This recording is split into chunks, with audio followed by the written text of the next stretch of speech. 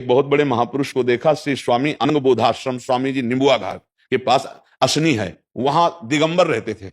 पर जैसे कोई जा रहा ना, वो खेती करने वाले जो गंगा किनारे करते हैं फलों की खेती, क्यारी बना के बारी लगा के, तो ऐसे ए भैया रुको, दिगंबर धर्म सम्राट करपात्री जी जिनकी दंडवत करते वो महापुरुष एक खेती करने वाले के पीछे 100 कदम चलते। वो कहता बाबा तुम तो रोज मांगते, अरे दे दे यार, तो इतनी खैनी वो ऐसे बनाता हो ऐसे। अब बताओ क्या आप देखोगे। और ब्रह्मबोध संपन्न महापुरुष करपात्री जी एक बार यज्ञ किए असनी में, तो सब महात्माएं बड़े बड़े, वो जब नहीं गए तो किसी ने कहा कि स्वामी अनंग बोधाश्रम स्वामी नहीं आए, तो बोले उनके पास जाओ, स्वयं ब्रह्म विराजमान है गंगा किनारे, उनको किसी की जरूरत नहीं है। और जाके साष्टांग दंडवत करपात्री जी, ऐसे महापुरुष तमाकू मांग रहे थे। अब क्या, तो महापुरुषों की बाहरी चेष्टाओं में, व्यवहार में हमें दोष नहीं देखना। फिर साधक तो बेचारा दोष से युक्त होकर ही आया है निर्दोष बनने के लिए। अब भगवत कृपा से धीरे धीरे धीरे निर्दोष, वैष्णव वेश तो तुरंत साधु बना देता है, नहीं बना देता, लेकिन अब देखो कितने वर्ष लगते हैं उसको साधु बनने में। तो देखो हम लड़ रहे हैं, इसमें निंदनीय बात नहीं, हम लड़ रहे हैं, पूरे जीवन लड़ेंगे और इनसे हमें जीतना है गुरु कृपा से, हरि कृपा। पर हम तभी जीत सकते हैं जब हम ये अपने अंदर देखें कि आज तक हम ये सुधार नहीं कर पाए कि दूसरे में दोष देख रहे, तो दूसरा क्या कैसा, हमें अपना देखना है। पूरा जीवन साधु का युद्धमय होता है, हम एक एक वृत्ति को सुधारते हैं। और इसके बाद अगर महापुरुषों और संतों को देखो तो उन्होंने अपने दोषों का वर्णन किया है। आप जिन महापुरुष को भी देखो अपने दोषों का वर्णन किया। हमारे हरिवंश महाप्रभु कहते क्वाहम तुच्छा परम अधमा प्राण हो गर्ह कर्मा यत्तन नाम स्मृति महिमा हरेश वृंदावन से। ए भाई माए, कहां तुच्छ अधम अपराध करने वाला और कहां वृंदावन की महिमा से प्रकाशित राधा नाम। बोले ये तो सिर्फ कृपा से है।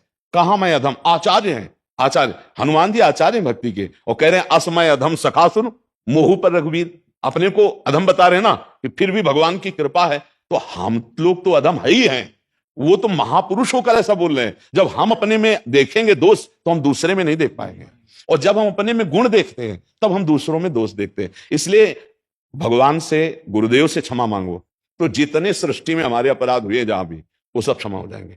गुरुदेव के चरणों में बैठकर उनसे प्रार्थना करो कि मैं थोड़ा परेशान हूं, हमें पता नहीं चल पाता कहां अपराध बन गया है, तो गुरुदेव अखंड मंडलाकारम व्याप्तम में चराचरम, सबके हृदय में विराज, और गुरु क्षमा कर दे, फिर किसी के, हाँ फिर सबका क्षमा हो जाता है। तो ऐसे हम कहां तक ढूंढेंगे, तो गुरुदेव के चरणों में बैठकर प्रार्थना करो। और ये एक नियम बना लो महाराज आज से कि वाणी से हम किसी की निंदा नहीं करेंगे। अगर हमारे मन में आ जाता है ना कि ये गलत है, तो हम उसकी उपेक्षा करेंगे, पर वाणी से नहीं बोलेंगे। अगर वाणी से बोल दिए तो अपराध लगता है। ऐसे मतलब ऐसे तो दिखाई देता है ना, जब गलत कर रहे तो दिखाई नहीं दे रहा, पर हम निंदा नहीं करेंगे, क्योंकि हमारा साधु स्वरूप है, हमारा अपने मार्ग में खुद हमको ठीक होना है। अगर हम किसी की दोष वृत्ति देखेंगे तो वो दोष हमें आ ही जाएगा, हमें लगता है। इसलिए बचना चाहिए गुरुदेव की कृपा से, और सबके प्रति भगवत भाव रखना चाहिए। हाँ, अपना जैसे कोई मित्र है, शिष्य है, अपना परिकर का है, हमें दोष दिखाई देता है तो प्रार्थना करते हैं, भाई गुरुजी ने कहा था और सत्संग में सुना है, ये जो आप चल रहे हो थोड़ा गलत है, इसका सुधार कर लो। उससे कहने में कोई दोष नहीं, लेकिन उसके पीछे कहने में वो निंदा हो जाती। जैसे हमें आप गलत दिखाई दे रहे हो तो हम आपसे अकेले में मिलकर प्रार्थना करें कि देखो भाई आप अपना सुधार करो, इसमें दोष नहीं लगेगा। अगर आप गए और फिर कहा देखा बड़ा भगत बोलता है ऐसे ऐसे, अब चौपट हो जाएगा। सामने अपने मित्र के या सामने अपना कोई पन है और हमें दोष दिखाई देता है तो हम उससे बात कर लें तो कोई बात नहीं है, लेकिन उसके पीछे उसकी जो बात हुई वो निंदा होती, उसको फिर ना करना चाहिए। पिता को, संत को, गुरु को यह अधिकार है कि वो अपने पुत्र पर या समाज पर या शिष्य पर दोष दर्शन करके उसका सुधार करे। ए भाई सुनो, तुम गलत करते हो, ये तुम्हें छोड़ना चाहिए। लेकिन ये गलत करता है अगर 4 लोगों से आप कह रहे हैं, फिर वो निंदा हो जाएगी। तो इस पर विचार करके, हम भगवद आश्रित जन हैं और भगवान सब क्षमा करते हैं, हमें आगे बढ़ना चाहिए। भगवान के मार्ग में चलने वाले साधक से त्रुटियां हो सकती हैं।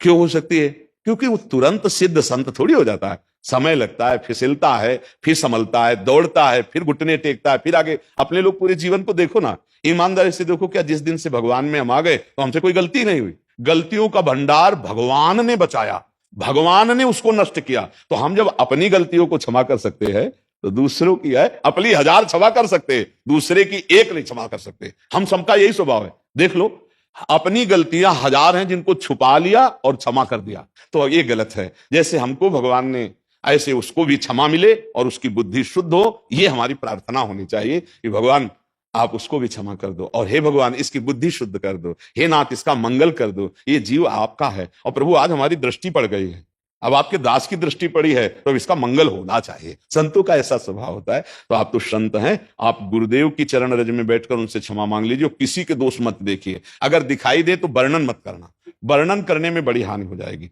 भैया भगवान जो जैसे चला रहे माया कर चले, हमें अपना सीधा मार्ग तृणादपि सुनीचेन तरोरियु सहिष्णुना अमानिना मान देन कीर्तनिया सदा हरि। सबसे छोटे बन के रहे तो माया प्रश्न नहीं करेगी, निकल जाओगे। थोड़ा बड़े बनने की कोशिश करोगे तो प्रश्न आ जाएंगे माया के, और माया के प्रश्न से मायाधीश छुड़ा ले तो छुड़ा लेने अच्छे अच्छे। शिव विरंचिका मोहई को है बपुरान। इसलिए हम लोग तो कुछ है ही नहीं ना। हाँ, मेरे से अपराध हुआ कि मैं क्षमा भी मांगे आया, पर चर्चा जरूर।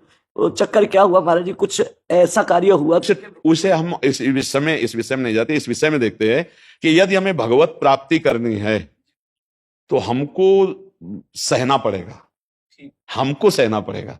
सहत सहत बाढ़े भगत ग्रहतन गुरु हितगार। अपने को सहनशील, आशय उदार, धीरज सहित विवेकी, क्योंकि भगवान उसको प्रेरित करेंगे।